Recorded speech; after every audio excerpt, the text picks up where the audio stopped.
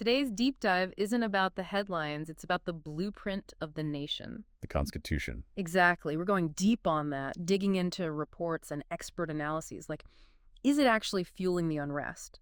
Is the foundation of the house crumbling, or is it just a really bad paint job, I like that analogy. So there are two camps on this. One says the Constitution itself is flawed, how it divides power along ethnic lines. They say it causes more problems than it solves. And on the other side, They say it's not the document, but the people in power ignoring it. Just a lack of democracy, plain and simple. okay, so where do we even begin unpacking this? Well, one source uses this phrase, subjugator-subjugated narrative, and that really jumped out at me. It's not just disagreements. It's this deep fear that the Constitution reinforces a power dynamic from Ethiopia's imperial past. Like certain groups always benefit at the expense of others. Right, that historical baggage carries a lot of weight. And it's not just history either. The regional borders, they're supposed to be administrative, but this source is worried they're being manipulated.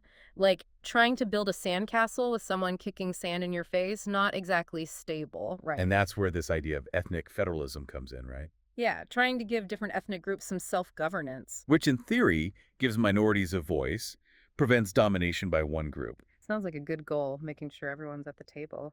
Exactly. But imagine if your ethnicity dictates your access to resources, land, even political power. Yeah.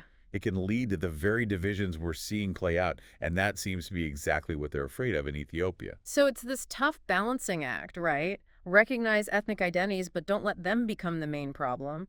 But then you've got others saying, hold on, it's not the Constitution, it's that no one's following the rules. Right. They're saying it's the lack of democracy that's really driving the violence. Exactly. Opposition figures getting arrested, basic rights ignored. It's like the rule book's fine, it's the ref swallowing his whistle on every other play. And this is where the government's argument gets really interesting, this whole positive peace versus negative peace idea. Okay, break that down for me. So they're saying previous governments, they had stability, but through oppression. That's negative peace. Now they're allowing more freedom, which has, admittedly, led to some unrest. They argue it's because deep-seated grievances are finally bubbling to the surface. So they're basically saying things were peaceful before because we shut everyone up, and now we're letting them speak, even if it gets messy. It's a bit more nuanced than that, but Yeah. that's the gist, yeah. And it raises the question, is it the structure of the Constitution or how it's being used that's the root cause? It makes you think about the stakes of any changes, right? They're sky high. Oh, absolutely. Amending a constitution is always complex, but in Ethiopia, active conflict, deep mistrust.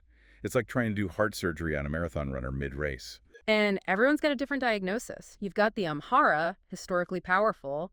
Now they want a stronger central government, maybe even less autonomy for the regions. And on the other hand, You have groups like Oromia, largest ethnic group. They feel marginalized. They want more self-determination, some even talking about secession. How do you even begin to untangle that? it's the classic clash between national interest and self-determination. Yeah. And it's not even as simple as Amhara versus Oromo. Within those groups, you have tons of smaller factions, each with their own wants and fears. It's not just about lines on a map. It's like this tangled ball of yarn, and every thread is someone's demands. And some sources are saying a bad amendment could actually make the violence worse. That's terrifying. What would that even look like? Imagine this. The government pushes through changes, seen as favoring one group. Or some regions feel their autonomy is threatened. That's a recipe for disaster. So you've got this pressure cooker of tension, and then there's the national dialogue happening. Well, it's supposed to be a step toward common ground, but yeah, major opposition parties are boycotting it. And there's a lot of doubt about whether armed groups will participate authentically. It's hard to have a national dialogue when half the nation won't even show up, right? Exactly. Makes you wonder if anything can truly be accomplished in this environment. Yeah, and that lack of trust just makes everything worse, right? Like if the government forces through changes without really getting people on board, it just proves their point. Exactly. It just confirms that fear, that it's not really about democracy. It's about holding on to power. It's like pick a lane, right? So we're looking at these ethnic tensions, the political games, and this constitution that everyone's both clinging to and blaming at the same time. Are there even any good answers here? One thing that stuck with me was this idea of balance, a system where each ethnic group has its rights recognized, but they're still working towards a unified Ethiopia. Is that even possible at this point? It feels so fractured. That's the million-dollar question. And it's not like the material we looked at ignores this. There are some ideas floating around. Look what? Well, One thought is to put some rules around creating new regions, based on things like how many people live there, is it economically viable, that sort of thing. So you're just assuming every ethnic group automatically gets their own region, Okay, so less about just slicing up the pie and more about. making sure everyone benefits even if they disagree on what it should taste like. Yeah. Exactly. So you can still have diversity, but also a sense of national identity. Right. It's finding that sweet spot, Mm. which is definitely easier said than done. It makes you think, though, how do you make a system where everyone feels seen, heard, their identity is respected, but they're not being forced to go it alone? It's a tall order, but it feels crucial to Ethiopia's future to ever getting to a good place. I completely agree. And I think that's something really important for listeners to take away from all of this. It's easy to get caught up in the headlines, the conflict.